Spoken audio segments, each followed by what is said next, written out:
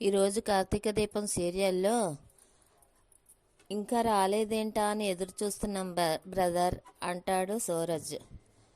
వచ్చేసాము అంటాడు Karthik. Thank you brother అంటాడు సూరజ్.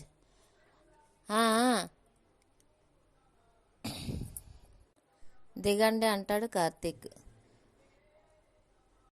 రాత్రి నువ్వు ఇచ్చిన బిల్డప్కి నువ్వు రావేమో అనుకున్నానే అంటుంది పారిజాతం. నేను రాననుకున్నా వచ్చినా నేను ఎప్పుడూ నా గొలిపే ఉంటుంది. అందులో నేను ఎప్పుడూ తలదించుకునే పని చేయను, తలెత్తుకునేలాగే ఉంటాను. నేను ఇక్కడికి వస్తే ఏదో వాడి పరువు వస్తుంది అనుకుంటున్నాడు. నేనేం చేస్తానో వాడికి తెలీదు అంటుంది జ్యోత్స్న. మళ్ళీ ఏం చేస్తావే అంటుంది పారిజాతం. పెదమేడం గారు ఇంకా కారు దిగండి. ఇంకా కారులో కూర్చొని కబుర్లు మాట్లాడడానికి కాదు, పని చేయటానికి దిగండి అంటాడు కార్తీక్. దిగువే, దిగు దిగు, పద పద పదవే అని అంటుంది పారిజాతం. అప్పుడు కారు దిగిన వెంటనే పారిజాతం ఫొటోస్ చూసి, అబ్బా నీ ఫొటోస్ ఎంత అందంగా వచ్చాయే అని అంటుంది పారిజాతం. ముందు అందులో ఏం రాశారో చదువు అని అంటుంది జ్యోత్స్న. నా వల్ల తప్పు జరిగింది అని చదువుతుంది పారిజాతం. ఇక్కడేముందో చదువు, అక్కడైతే ఇంగ్లీష్లో ఉంది, అది నువ్వే చదవాలి అంటుంది పారిజాతం. Suraj food health is best అని చదువుతుంది. ఓహో అంటుంది పారిజాతం. మీరిచ్చే ఫొటోసే కాదు, క్లారిటీ కూడా అని అంటాడు సూరజ్. ఈ విషయం ముందే నాకు ఎందుకు చెప్పలేదు అని అంటుంది జ్యోత్స్న. నాకు చెప్పాడులే అని కార్తీక్ అంటే, నీకు కాదు నాకెందుకు చెప్పలేదు అని అంటుంది జ్యోత్స్న. నాకెందుకు చెప్పలేదు అని అంటే, ఫోన్ చేతిలో ఉంది కదా అని నువ్వు స్టాల్ని నాశనం చేశావు, ఆ చెడ్డ పేరుని పోగొట్టాల్సింది నువ్వే కదా, అందుకే ఈ ఏర్పాట్లు.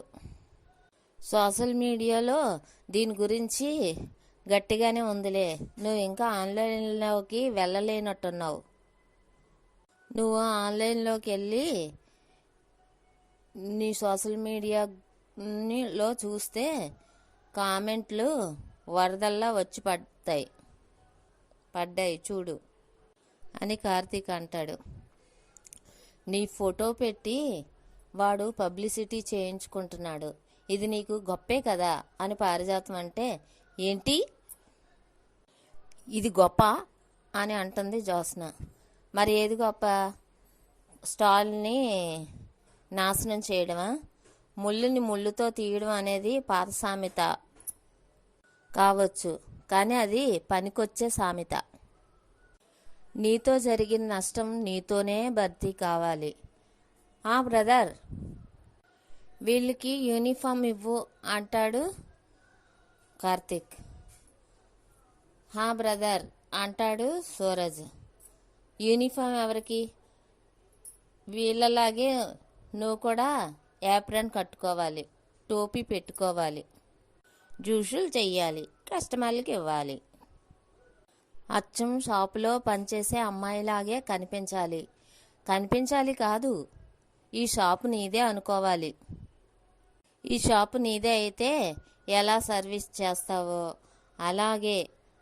అలాగే నేచురల్గా సర్వీస్ చేయాలి అని కార్తీక్ అంటే, అంత నేచురల్గా దీనివల్ల అవుతుందంటావా అని పారిజాతం అంటే, అవుతుంది పారు, అయ్యేలా నేను చేస్తానుగా అంటాడు కార్తీక్. నువ్వు చేస్తావురా, నువ్వు ఏదైనా చేస్తావు అంటుంది పారిజాతం. సరిలేదు కానీ టైం అవుతుంది డ్యూటీకి అంటాడు కార్తీక్. కళ్యాణ్ ఆ డ్రెస్ ఇవ్వు అని చెప్తాడు సూరజ్. కళ్యాణ్ డ్రెస్సు జ్యోత్స్నాకి ఇస్తే వేసుకోవే బేగా అనేసి అంటుంది పారిజాతం. అది వేసుకున్నాక, ఈ డ్రెస్ మీకు చాలా సూట్ అయ్యింది మేడం.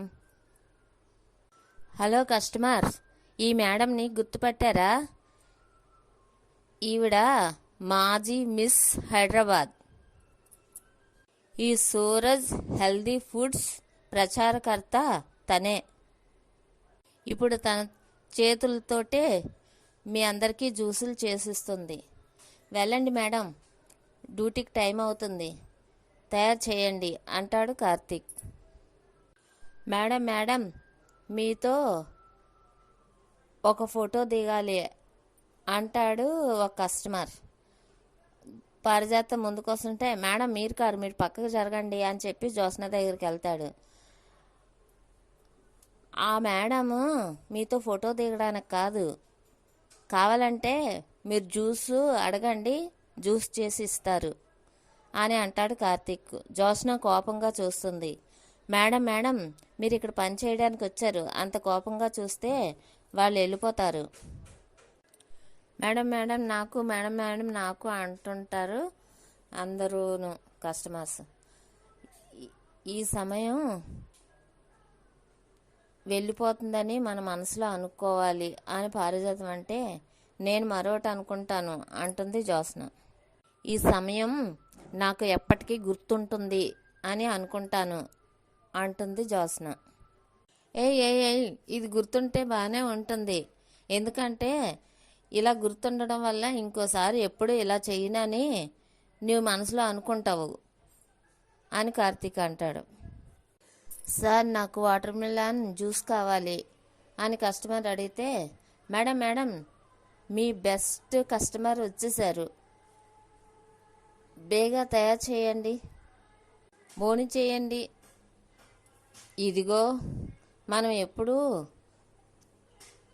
తాగడం తినడం తప్ప చేసేది ఎప్పుడైనా చేస్తేనే కదా మనకన్నీ తెలియడానికి. నా తినడానికి తాగడానికి నాలుగుకి తప్ప కళ్ళకి తెలిస్తేనే కదా అని. మరి మీరిప్పుడు అని పారిజాతంతో అంటే, అరే నన్ను కూడా పని చేయమంటవేటి? చచ్చా, మనం పని చేయడం ఏంటి పారు, మనం హాయిగా కుర్చీ వేసుకొని కూర్చొని ఎదురుగా జ్యోత్స్న సర్వ్ చేసిన ఫోటోలు తీసి పెద్ద ఆయనకి పంపిద్దాం, పెద్ద ఆయన చాలా హ్యాపీగా ఫీల్ అవుతాడు అని కార్తీక్ అంటాడు. బ్రదర్ మీకే జ్యూస్ కావాలి అని అడుగుతాడు సూరజ్. మీ ఇష్టం, మీరు ఏది ఇవ్వాలనుకుంటే అది ఇవ్వండి మీ చేతితోటి అని అంటాడు కార్తీక్. ఈలోగా మనం మేడం గారి ఫోటోలు తాతకి పంపిద్దామనేసి పంపిస్తాడు. అక్కడేమో ఆ ఫోటోలు శ్రీమన్నారాయణ చూసి, ఈ ఇంటి వారసురాలికి ఎంత గతి పట్టిందో చూడండి, ఇలాంటి పరిస్థితి తెచ్చుకుంది, ఇప్పటికైనా తను చేసిన తప్పేంటో తెలుసుకుంటే పర్వాలేదు, ఇలాగేనా నా మనవరాలని చూడాలని నేను అనుకున్నది, నువ్వే కదా పంపించావు నాన్న అనేసి అంటుంది కాంచన. ఏం చేయమంటావు, వేరే దారి లేదు, ఇలాగైనా తన తప్పు తెలుసుకుంటుందని మరో దారి లేక పంపించాను, ఏం చేస్తాం, తనకి మార్పు వస్తుందని కోరుకుంటున్నాను, లేదంటే ఈ శ్రీమన్నారాయణ మనవరాలు ఎవరో అనామకుడి షాపులో జ్యూస్ అమ్మడం ఏంటమ్మా, కానీ దాని అహంకారం పోవాలన్నా ఇలాంటి శిక్షే పడాలి, తప్పులేదు అని అంటాడు శ్రీమన్నారాయణ. నాన్న నువ్వు బాధపడకండి, ఆ అబ్బాయి ఏమీ జ్యోత్స్న మీద పగ తీర్చుకోవటం లేదు, జరిగిన నష్టానికి పరిహారం తీర్చుకుంటున్నాడు అంతే అని కాంచన అంటే, అవును పెద్దయ్య గారు, అంత గొడవ జరిగినా అతను తప్పుగా ఒక మాట కూడా అనలేదు, మర్యాదగా తన బాధను చెప్పాడు అని దీప అంటుంది. అవును నాన్న, జ్యోత్స్న ఈ పరిహారానికి అర్హురాలే అని దశరథ అంటాడు. పిల్లలు చేసిన తప్పుల్ని ఎంతో అహంకారంతో జ్యోత్స్న చిన్నవాళ్ళ మీద తన కోపాన్ని ప్రదర్శిస్తూ ఉంటే మనం సహించకూడదు. తన తప్పుని తెలుసుకునేలాగా ఈ పరిహారాన్ని చేయాలి అని సుమిత్ర అంటుంది. ఆ బైరాగాడు చూడు, మన పిల్లని కిడ్నాప్ చేసి తీసుకొని వెళ్ళిపోయి డబ్బు కోసం మాట్లాడాడు.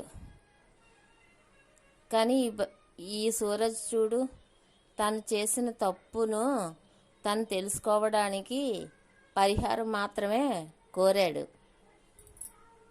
తనలో మార్పు రావాలి, మంచితనం నేర్చుకోవాలని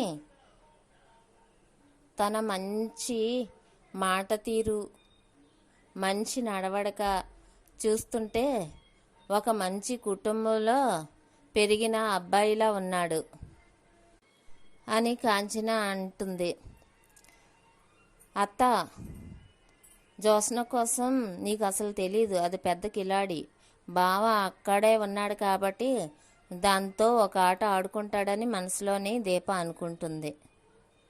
ఇది ఇక్కడ ఎలాగుండగా అక్కడేమో, ఒరేయ్ అది బాగా ఫీల్ అవుతున్నట్టుందిరా అని అంటుంది పారిజాతం.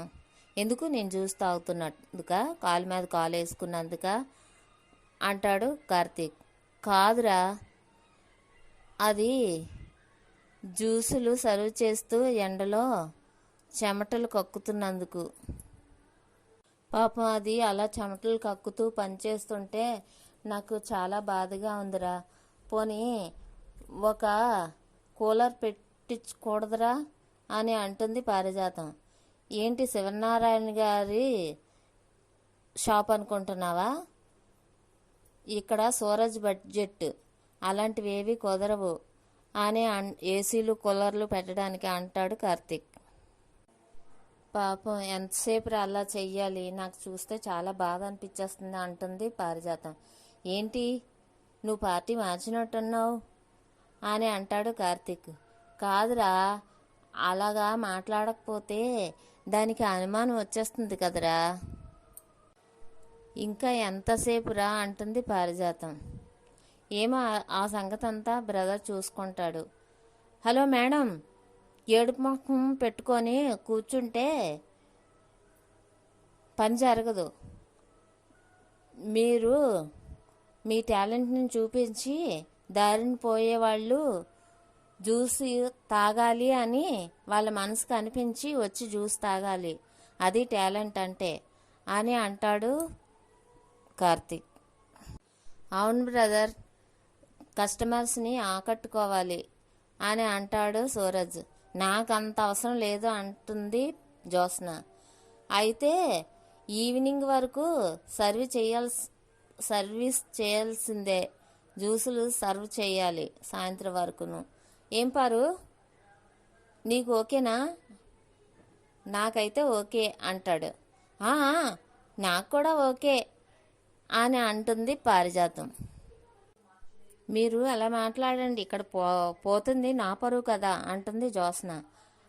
ఇక్కడ జరిగేది మొత్తం లైవ్లో టెలికాస్ట్ అవుతుంది మేడం, అదిగో అక్కడ చూడండి, సెల్ పెట్టాను, మొత్తం ఈ మొబైల్లో టెలికాస్ట్ అవుతుంది అంటాడు సూరజ్. హాయ్, భలే చేసావు బ్రదర్ అంటాడు కార్తీక్. మేడం నాకు కావాల్సినది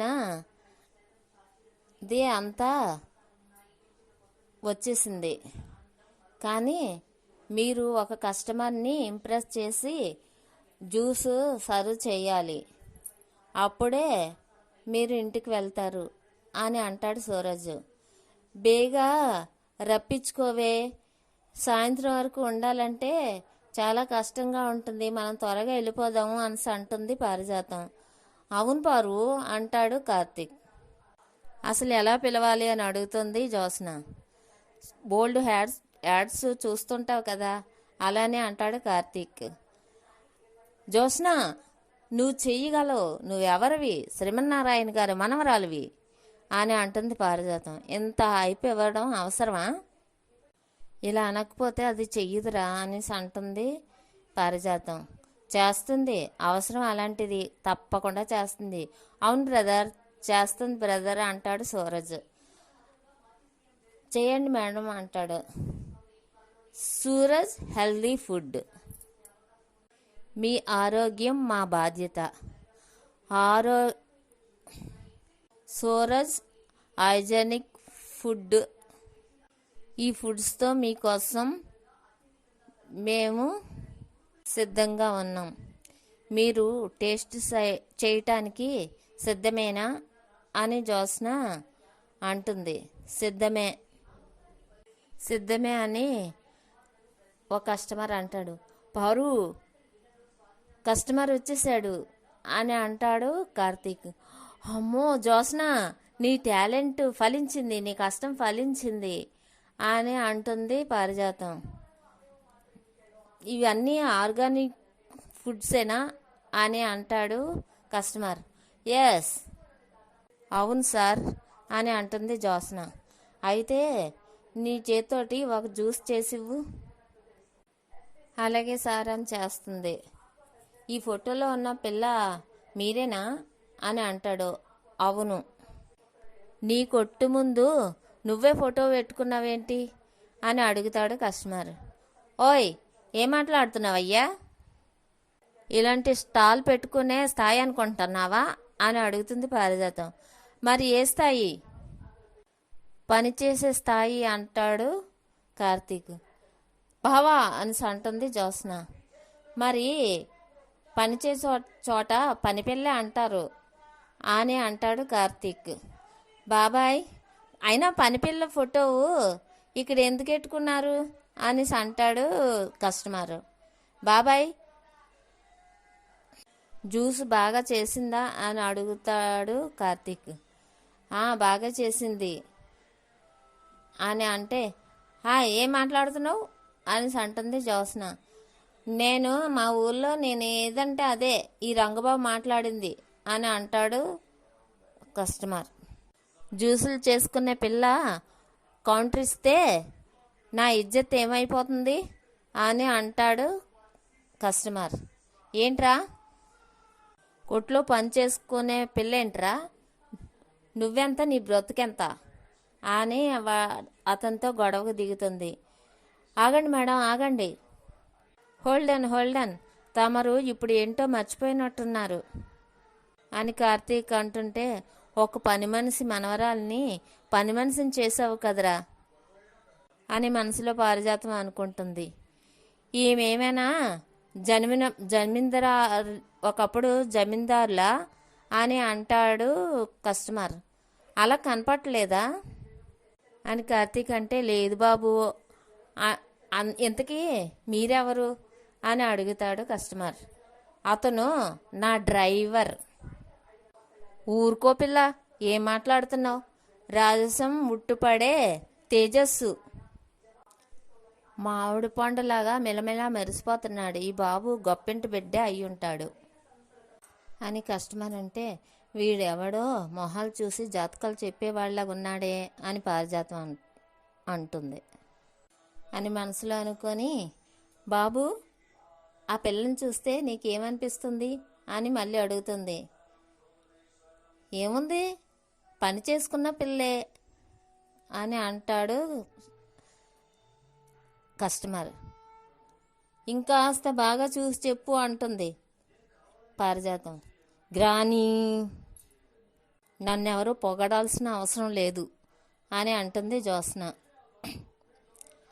అమ్మా, ఇంకా తొందరగా జ్యూస్ ఇయ్యమ్మా అని అడుగుతాడు కస్టమర్. ఇస్తా, బాగా తయారు చేసిస్తా అనేసి జ్యోత్స్న ఇస్తుంది జ్యూస్. ఏంటిది అని అంటాడు కస్టమర్. అయ్యో సారీ సార్, చూసుకోలేదు సార్ అని అంటాడు సూరజ్. ఆ పిల్లైనా చూసుకోవాలి కదా అంటాడు కస్టమర్. సరే సార్ ఇంకోటి ఇస్తానని చెప్పి ఇంకోటి ఇస్తాడు. చాలా బాగుంది జ్యూస్ అంటాడు కస్టమర్. ఈసారి ఎప్పుడొచ్చినా ఇక్కడే జ్యూస్ తాగుతాను అని అంటాడు.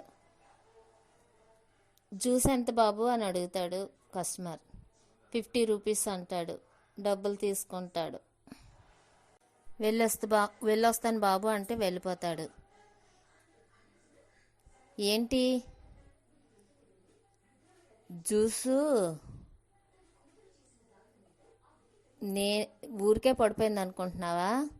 నేనే కావాలని తోసేశాను అని సూరజ్ అంటే, ఏమైంది బ్రదర్ అని కార్తీక్ అడుగుతాడు. మేడం గారు నిజంగానే జ్యూస్ని కల్తీ చేసేశారు. కస్టమర్ తాగాడంటే తూ అని ఊసేసి వెళ్ళిపోతాడు. నేను ముందుగానే చూశాను. సరిపోయింది అని అంటాడు సూరజ్. అయితే నువ్వే అమ్ముకో, నా పని అయిపోయింది. నా రేంజ్కి ఇప్పటి వరకు పని చేయడమే చాలా ఎక్కువ అని జ్యోత్స్న అంటుంది. మేడం, శ్రీమన్నారాయణ గారి మనవరాలు అనే బ్రాండ్ ఒక్కటే నీ స్థాయి.